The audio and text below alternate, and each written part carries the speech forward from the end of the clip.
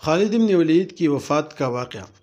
جب حضرت خالد بن ولید کو قبر میں اتارا جا رہا تھا تو لوگوں نے یہ دیکھا کہ آپ رضی اللہ عنہ کا گھوڑا اشجر، جس پر بیٹھ کر آپ نے تمام جنگیں لڑی، وہ بھی آنسو بہا رہا تھا۔ حضرت خالد بن ولید کے ترکے میں صرف ہتھیار، تلواریں، خنجر اور نیزے تھے۔ ان ہتھیاروں کے علاوہ ایک غلام تھا جو ہمیشہ آپ کے ساتھ رہتا تھا، اللہ جل جلالہ کی تلوار جس نے دو عظیم سلطنتوں روم اور ایران کے چراغ بجھا دیے۔ وفات کے وقت ان کے پاس کچھ بھی نہ تھا۔ آپ رضی اللہ عنہ نے جو کچھ بھی کمایا وہ اللہ جل شانہ کی راہ میں خرچ کر دیا، ساری زندگی میدان جنگ میں گزار دی۔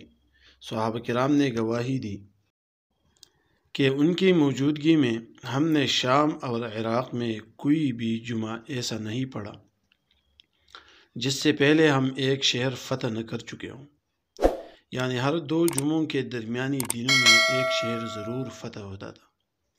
بڑے بڑے جلیل القدر صحابہ رضوان اللہ علیہم اجمعین نے حضور صلی اللہ علیہ وسلم سے حضرت خالد رضی اللہ عنہ کے روحانی تعلق کی گواہی دی۔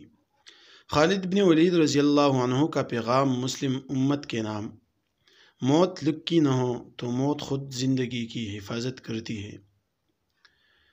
جب موت مقدر ہو تو زندگی دوڑتی ہوئی موت سے لپٹ جاتی ہے۔ زندگی سے زیادہ کوئی نہیں جی سکتا اور موت سے پہلے کوئی مر نہیں سکتا۔